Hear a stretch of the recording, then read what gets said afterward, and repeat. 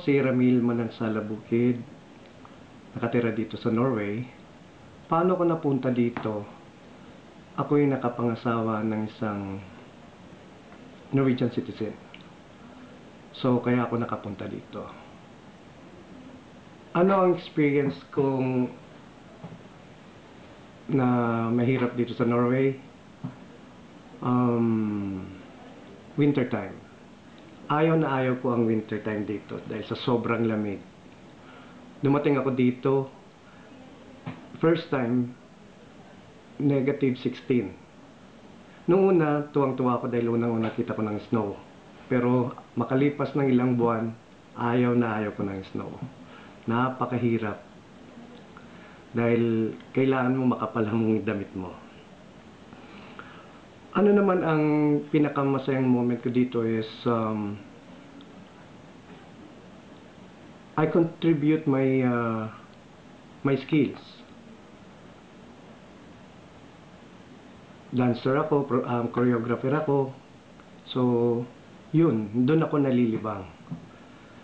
Ang isang pinakamahirap din na na-experience ko dito ay yung language. Ang language ng Norway ay hindi basta-basta. Hindi, napakahirap. Pero tayo mga Pilipino, napakadali nating matuto.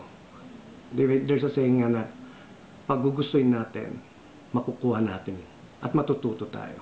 Filipino are very talented in all things. Ang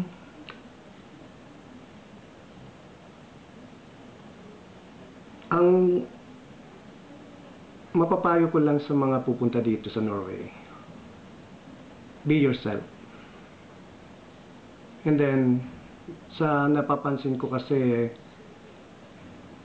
sa karamihan, pero hindi naman lahat, na nakapunta lang dito sa Norway, mga hindi nakilala, medyo lumaki ng ulo, yung sinasabi nga, cannot be rich daw, sabi na ganon.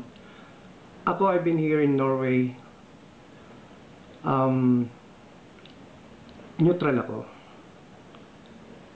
Tumutulong ako sa lahat hanggat kaya ko.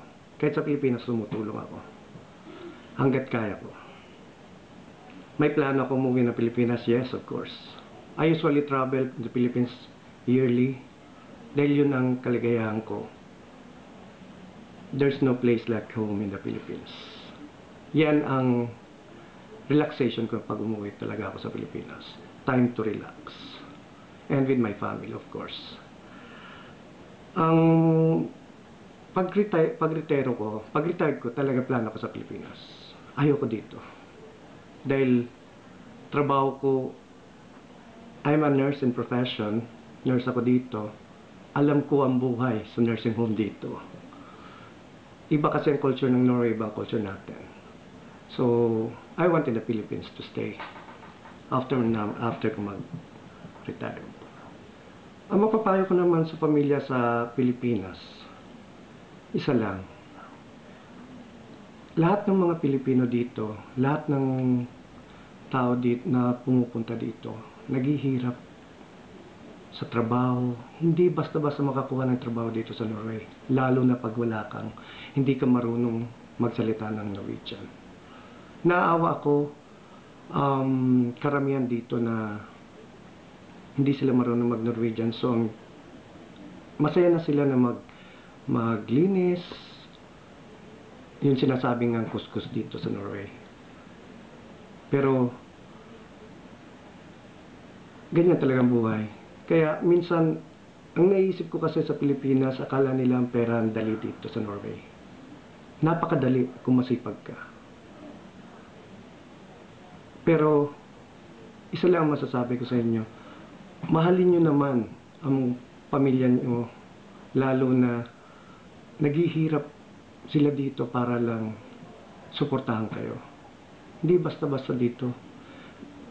Just imagine dito sa Norway, ito ang pinakamalamig na lugar. Just imagine na experience yung -26. Naglakad ako. Galing ako night duty. -26. Totally hindi ako ano kaya mahirap ang buhay dito sa Norway. Masarap ang mga tao dito pag summer. Parang nakalabas sa kulungan. Kaya yun lang ano ko sa inyo, kami naghihirap rin dito, hindi basta-basta, para lang sa pamilya. So sana naman, you give worth yung tinutulong sa inyo o pinapadala sa inyo. Dahil dito, gagawin lahat para lang suportahan kayo, tulungan kayo. Dahil that's our attitude. That's our, as a Filipino culture, we help each other. Hanggang kaya. Dahil karamihan dito, napapansin ko, kahit dahil para sa akin lang, ibibigay ko lahat kahit mawalan ako. Basta may bigay ko sa pamilya ko. Basta masaya sila. So, sana, salamat sa lahat. At least, kahit papano, nakakatulong ako. Hindi lang pamilya ang tinutulungan ko. Tumutulong rin ako sa kapwa Pilipino. Sa mga organization, orphanage. I have because I am a TFC dealer of Norway, Sweden, and Denmark. So, ang ibang ang natatanggap ko sa TFC ay binibigay ko lang sa mga nangangailangan sa Pilipinas. Hanggat kaya ko pa, tutulong at tutulong ako. Salamat at sana this is it helps, lalo na yung mga plano lumabas ng bansa, tumira sa ibang bansa. Ang wish ko lang, advice ko lang, sana naman, kung anong pinanggalingan mo, kung ano man, pumunta ka man sa isang lugar, kailangan, anuin mo rin yung pinanggalingan mo. Be yourself. Yan lang. Thank you. Robbie, kailan ako dumating dito sa Norway? That was February 2012. Pumunta ako dito sa Norway as a student visa para mag-aral ng language nila.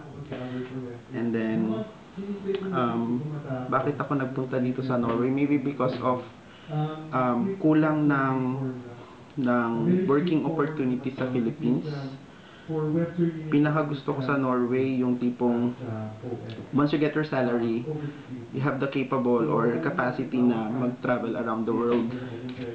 And then anong mga difficulties na na-encounter ko, siguro yung language. Nung una kasi pumunta ako dito, hindi pa ako marunong magsalita. And then nung pumunta ako, nag-enroll ako sa language nila. Nakaka-cope up naman ako sa trabaho so far. Ano mga maipapayo? Lakasan lang ang loob kasi number one na makukuha mo dito, ma-encounter mo talaga is culture shock. Which is sa Philippines, iba talaga yung culture sa Philippines rather than dito. Kaya, paghandaan na lang. May plano akong bumalik ng Pilipinas. Siguro, sa kalagayan ko kasi nakuha ko ng working permit, bakasyon na lang kasi mas maganda opportunities talaga dito And then, anong mensahe sa pamilya? Lakasan lang ang loob. Andito lang ako. Kaya ko na maibigay lahat. That's it. Thank you. Hello, si Leonor Winterbold po ito na taga Norway. Nagpunta ako dito noong 1981, mid-summer ng 1981, July, dahil pinadala ako ng kumpanya na pinagtatrabahuan ko sa Pilipinas, yung pangalan Norconsult. It's an international consulting firm na may mga projects sa Pilipinas na North Luzon Expressway, mga hydropower, metropolitan waste, mga ganun. In-offer nila ako na pumunta dito ng 1-year assignment. So, lahat naman sa ng Diyos ay libre lahat. So, I took the chance, the opportunity. Ang nangyari po ay maganda kasi pagkatapos po ng isang taon, inalok nila akong maging permanent employee. So, yung isang taon na yon ay hanggang ngayon pa rin, nandito pa rin ako, which I think na oportunidad na siguro very bihira, pero lahat may mga oportunidad din. So i-grab lang natin at make the best out of it. Kumbaga, kailangan pag dating dito ay alamin mo rin kung ano yung dapat mong yung opportunities mo, possibilities dito sa bansa. Lalo na sa Norway, if you do it right, you can make it right as well. Kasi importante lang yung talagang diretso pa rin dito eh. At pag halimbawa, pagdating mo dito, katulad noon, wala naman akong relatives. Siyempre, i-take the initiative na makipag-join ka sa mga grupo, organisasyon, at saka mga yung iba-ibang ano. Tsaka kailangan din mag-take initiative ka rin na makipagkaibigan ka sa ibang nationality. Importante rin yun eh. Kasi yung mga experiences nila, nakukuha mo rin. Ibig sabihin na lahat ng posibilidad na pwede kang sumali, salihan mo. At mga libreng mga courses na marami namang ino-offer, sumali ka rin. Gano'n yun. Maging active ka, hindi lang sa mga kaibigan, kasi dito naman, pero ngayon, iba ng sitwasyon. Kasi nung time ko, medyo kaunti pa lang ang mga tao, mga Filipinos, at saka doon, mas close-knit pa kami noon. Pero ngayon, medyo dumami na, pero ang kaibahan lang naman sa dumami, ay dumami rin yung pwede mong pagtanungan. Kung may mga gusto mong mapagtanungan ng mga bagay-bagay. Maraming mga religious, mga groups, mga organisasyon na nagbibigay din ng mga social activities. Kung may problema, pwede ka rin. Importante yun na i-involve mong sarili mo. Mag-take initiative ka. Ngayon, para makapag-land ka ng magandang trabaho sa Norway, ang requirement nila ay lingwahe. Kaya kailangan, yun ang unahin. Para, maski naman degree holder tayo dyan sa Pilipinas, kung hindi naman din natin makapagsalita ng lingwahe nila, mahirap kang makakuha ng trabaho na cater doon sa kapabilidad mo. Huwag tayong, kumbaga sa ano, huwag tayong mananatili na dahil makapagtrabaho ka na, hanggang doon na lang. No. Pakita natin na tayo ay asset sa society.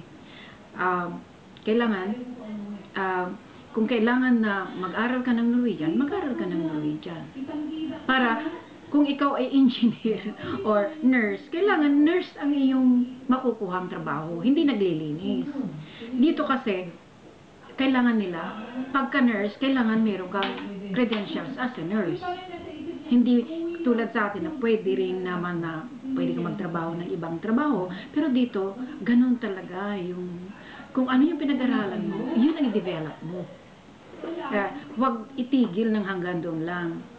Importante rin na, siyempre, kung ano yung kultura dito, ay alamin din natin para at least kung anong magandang kultura sa atin, yun din ang ating ipamahagi sa kanila. Kung baga, adaptin natin kung ano yung maganda nilang practice or culture, tapos ganun din yung pwede nating ibigay sa kanila. Okay. Sa bagay, sa atin, known tayo na caring.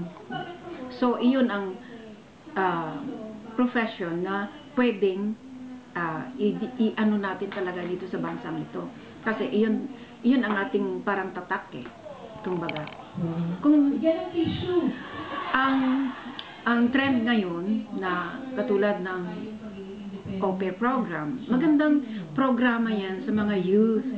Kasi kung maraming nakaka-experience niyan at kung halimbawa wala tayong kapasidad na mag-aral ng full education ng bachelor's, high school graduate na magaling din mag-English, pwede rin maging au pair. So, in other words, yun sana, kung nandito na at nakapag-apply ng au pair at nagkaroon kayo ng chance, dapat talaga sundin din na mag-aral o mag-ipon para pagdating doon sa Pilipinas, yung dream mo na hindi ka nakapag-aral, pwede mo pag-aralin yun kasi malaki din yung sa 2 years na yan. Kayang-kayang matapos ka ng pag-aaral yung makikita mo dito, mag-ipon lang.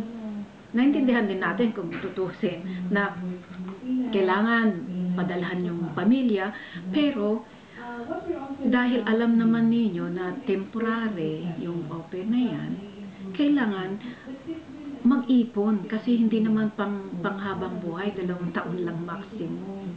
May mga possibilities na mag-aral ka, pero iyon ay very slim chance din. So, mindset talaga.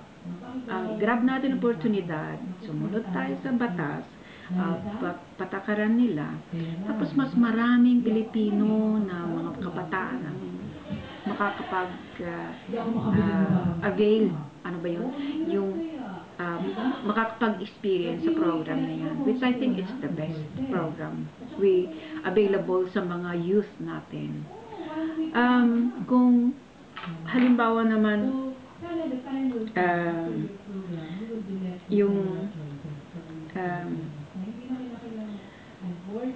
ano yung ating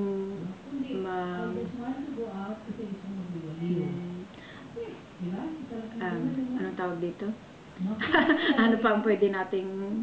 Ano ba siguro yan? Okay na kita? Ha? Hi! Magandang araw sa inyong lahat. Ako si Gina, ang tawag sa akin, pero ang tunay ko pong pangalan ay Regina Diana Cruz Pascual. Lumipat po ako ng Norway noong 1988 dahil sa trabaho po. Ang naging trabaho ko po ay sa isang shipping magnate na Norwegian. Ang pangalan po niya is Stolt Nielsen. Nagtrabaho po ako sa kanya ng 10 taon. Ang visa ko po noon, dahil maluwag pa noon, specialist. Pero ang trabaho po namin noon ay couple kami. Yung husband ko is, yung ex ko ay cook, ako naman ay DH. Ang dahilan bakit ako pumunta ng Norway kasi ng Norway dahil may maliliit akong mga anak noon. Mahirap ang trabaho at sa pamamagitan ng pagpunta ko dito na pag-aral ko sila, nabigyan ko lahat ng pangangailangan nila. Mga challenges ko naman po dito, una-una ang langwahe kasi kailangan mag-aral ka ng salita. Pangalawa Pilipino ka, nakikita pa rin nila na itim ang buhok mo. Kung mag-a-apply ka sa trabaho, hindi nila kailangan pumasok ka rin sa eskwelahan nila. May mga units pang kulang na para matanggap nila ang credentials mo, ang iyong TOR, transcript of record, para nila matanggap yon lahat. Kailangan mag-aral ulit. Maswerte naman ako din na nagtrabaho ako sa hotel. Pagkatapos doon sa shipping magnate na yun, nakapagtrabaho ako sa hotel. At tinanggap din ako sa isang American company. Yun ang first time ko na nakapagtrabaho sa opisina. Pero syempre, although hindi pa ako masyadong magaling mag-Norse noon, at least English speaking dahil yung boss ko Amerikano. Pero later on, nakapagtrabaho na ako sa embassy as translator. Yun, na-master ko na yung language in a way. Hindi naman expert kasi iba talaga pag pero na ko na rin yung language at ako yung nagtuturo ngayon ng Norwegian course para sa mga Pilipino. Ang masasabi ko lang, ang maipapayo ko sa mga Pilipinong pupunta dito sa Norway, unang-una, dapat italaga nyo sa sarili nyo kung ano talaga ang goal nyo sa buhay. at maging maging huwag kayong lilihis doon kung talagang desidido kayo, talagang doon kayo nakatutok. Huwag kayong mag-focus kayo kung ano yung goals nyo dito. Pangalawa, ang masasabi ko din, sana pagka naka-adapt na, importanteng maka-adapt kayo sa society dito, at importanteng i-balance nyo yung culture. Napansin ko kasi, yun na very important na kunin mo yung maganda ng culture ng Norway, kunin mo yung maganda ng culture ng Pilipinas, at yung mga hindi magaganda din na kaugalian natin, gaya ng yung pag-late. Minsan mga Norwegian hindi pa rin nila matanggap yun, nalilate ang Pilipino sa time. Medyo babaguhin natin yun pag nandito na tayo. At saka pag may problema, magsasalita agad. Sasabihin mo agad kung anong problema, at para ang communication, yun lang. Yun na lang ang masasabi ko, at sana good luck na lang sa mga aalis. Yun lang importante, balance of the culture. Very important yan. Tsaka communication. Huwag kayong mahihiyang magsalita sa kung ano man ang problema nyo. Dito sa Norway, kahit ano pwede nyo sabihin. As long as hindi kayo nakakasakit ng maraming taong pwedeng tumulong sa inyo kung kayo nagka-problema. Na pwede nyo pagkatiwalaan. Yun lang po ang masasabi ko. Ako po si Louie Abonitalia. Tumating ako noong last 2013, November 13. Tapos ang si visa po ako, dumating ko dito tourist. So ang naranasan ko po dito kasi yung klima bago, tapos yun, napakalamig, tapos mahangin, then pero ang saya naman kasi magandang tanawin, ibang mga nature na makikita mo parang sa TV lang, pero ito ngayon parang pelikulang, parang nandyan, parang nasa totoong buhay mo na. Tapos ang may papayo ko lang sa inyo kung kayo pumunta dito sa Iceland is dapat maganda kayo sa iyong sarili, at maging dapat i-research nyo bago kayo pumunta dito o ano ang mga magandang kailangan mong gawin o paghandaan mo. Saka para sa akin, syempre babalik naman ako ng Pilipinas kasi dun kasi yung country ko, at tapos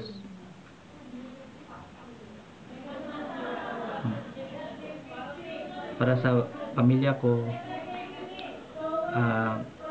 nagpapasalamat ako sa mga suporta nila sa akin, at gusto ko ring maranasan nila yung naranasan ko dito, at ma-spend nila yung time nila dito.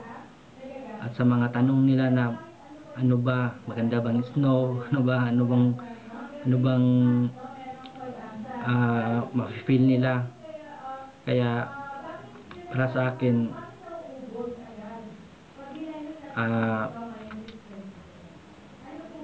dapat paghandaan na lang nila yun, kasi hindi mo alam kung ano yung mga bagay na dumating sa'yo na hindi mo inakala.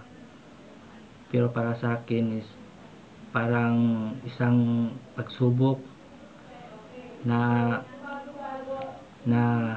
araw-araw na araw-araw na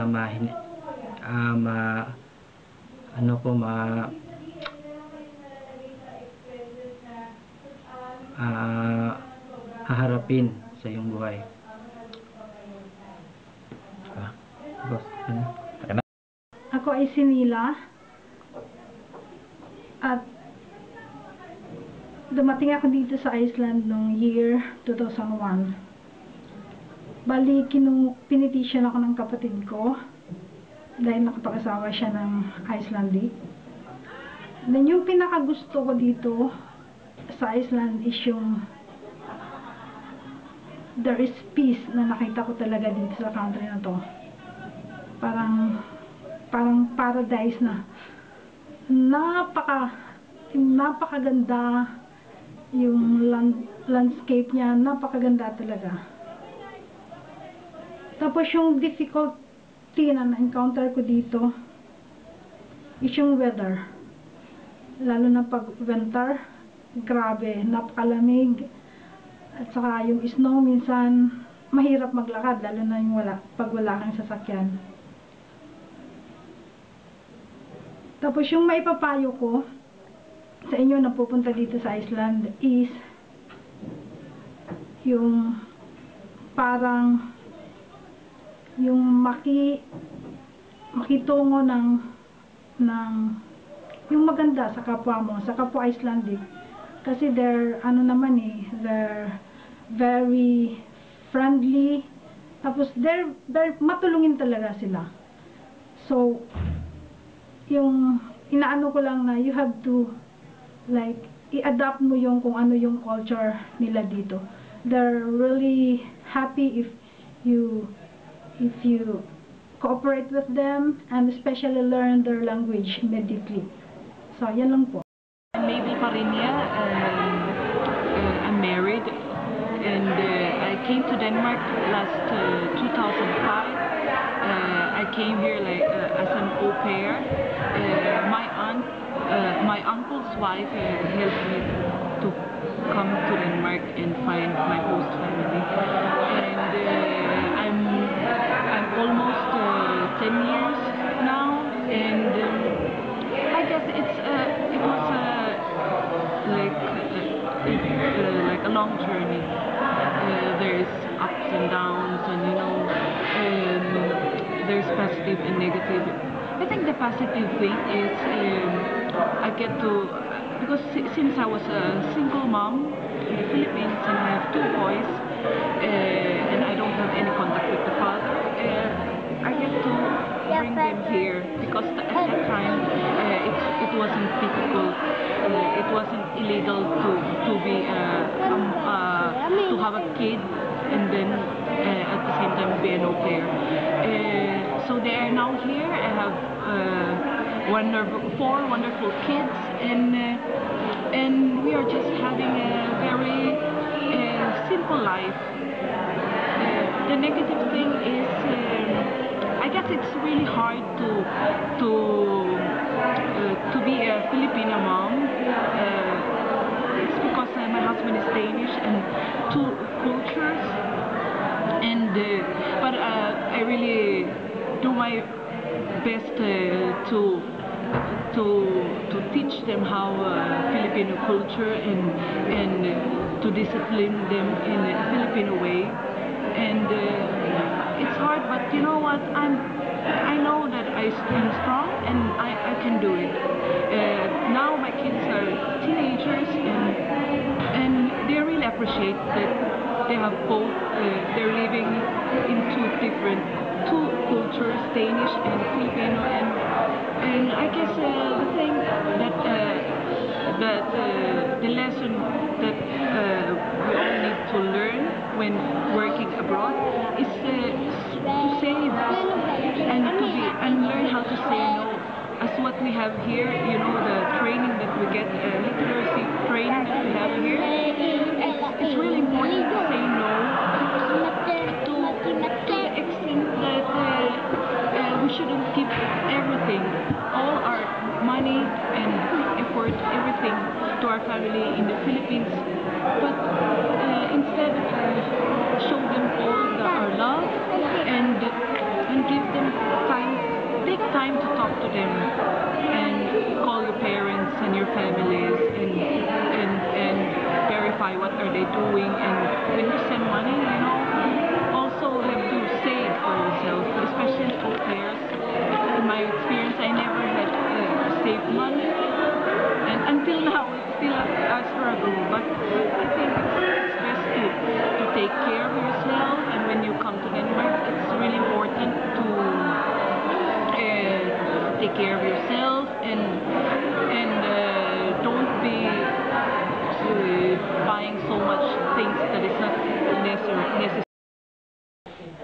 good evening sa inyong mga kababayan ko. Ako po si Ellen Fortuna's Quiz.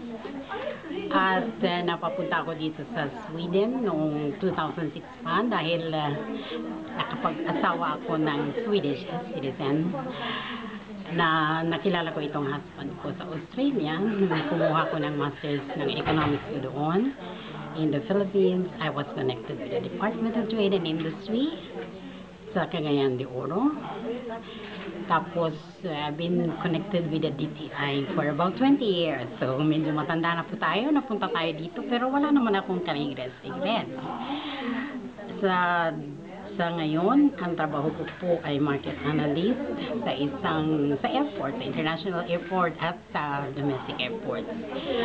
Yun, we are inside the pre-departure area. We interview passengers bound for international and domestic flights, kung ano yung mga travel habits nila. Tapos at the end of the month, we analyze the results and make some suggestions to our employers on which routes to improve and to reduce the waiting times. In effect, kami po ay nag-aalaga ng the whole travel value chain.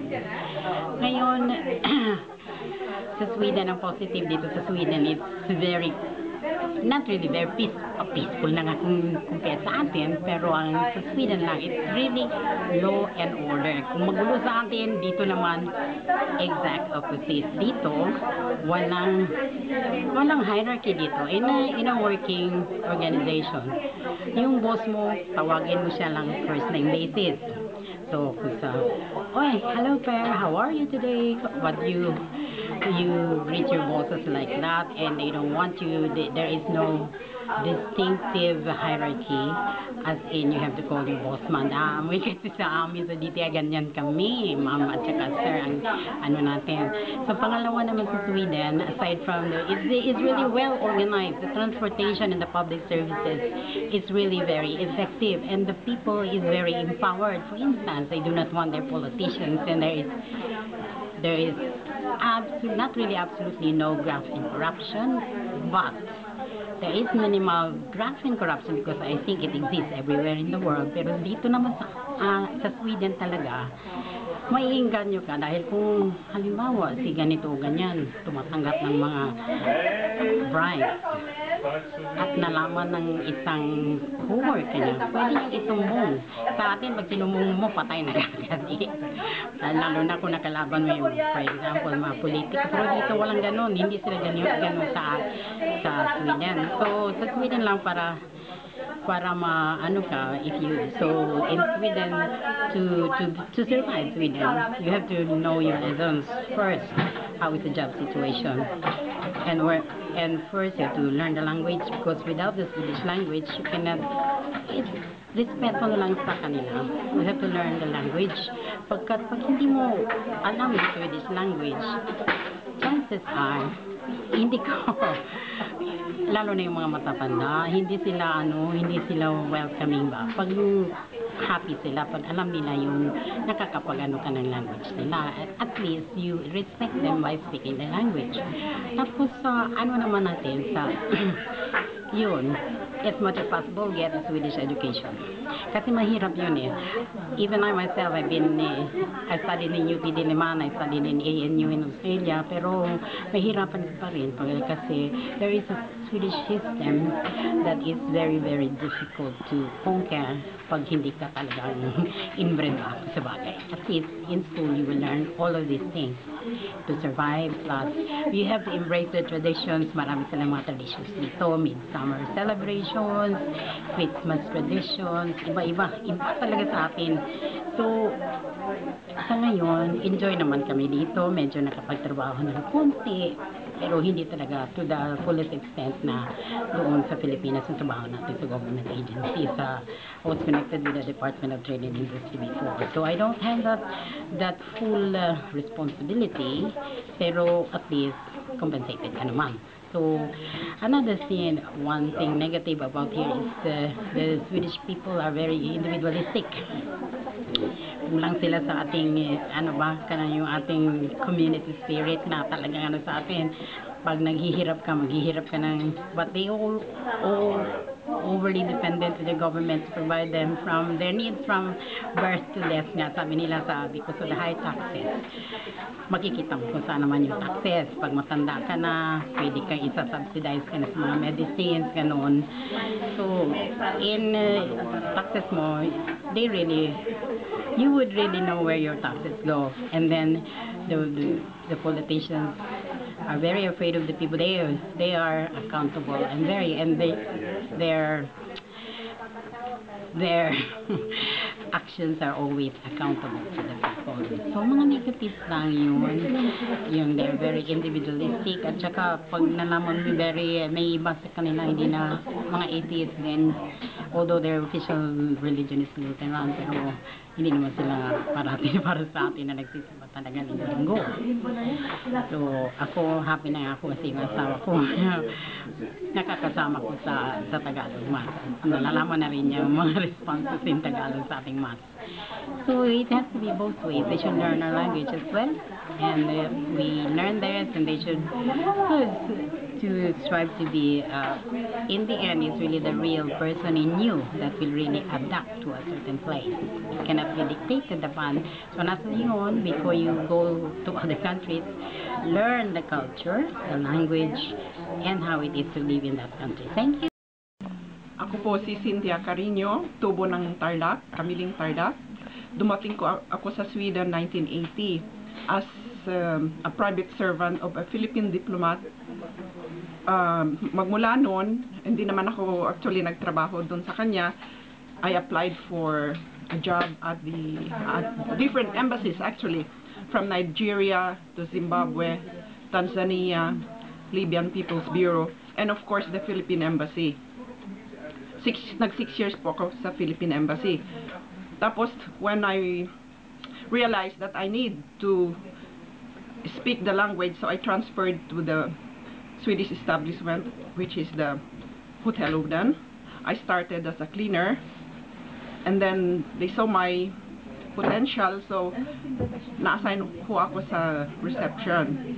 Hanggang nag 3 years ata ho ako doon.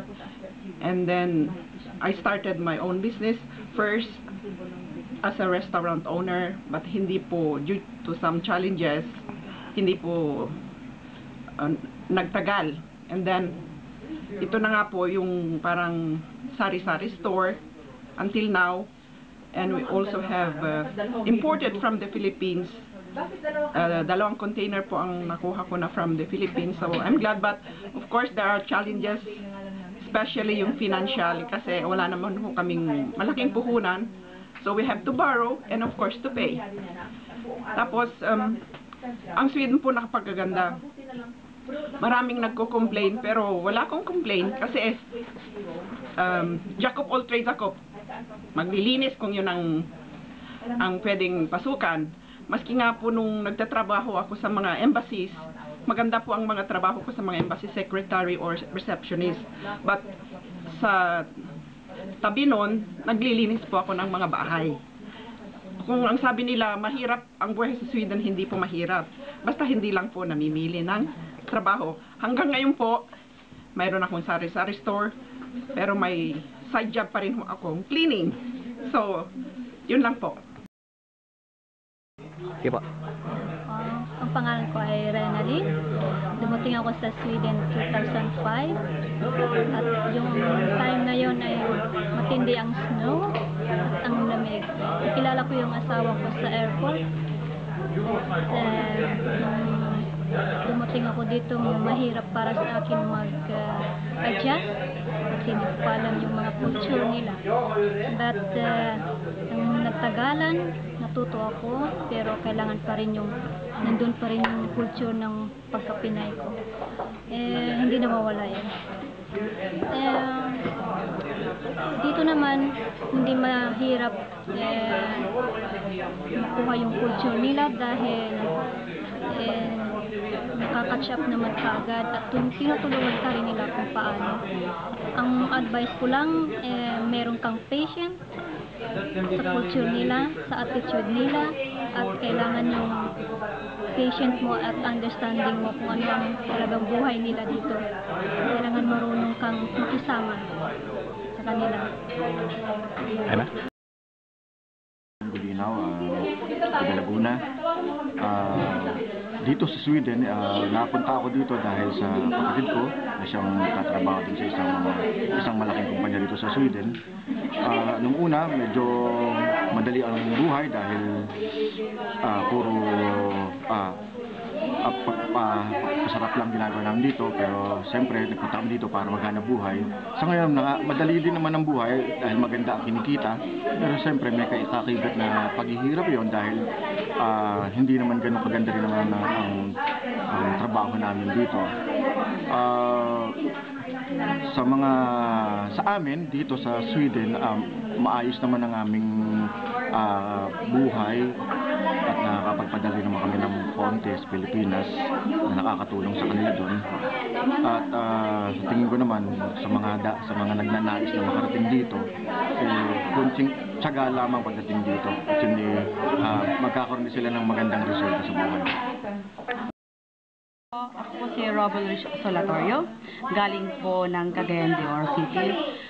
Napunta po ako dito sa Sweden 2012 as a petition sa family ko sa taga rito. And experience ko dito so far, maganda kasi free education if you are a resident here.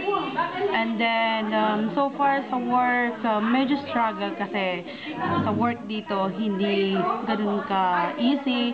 Kailangan mo siyang malaman yung Swedish language. And ito, sa weather, maganda dito, maganda ang place. Pero, namimiss ko family ko sa Pilipinas. Yun.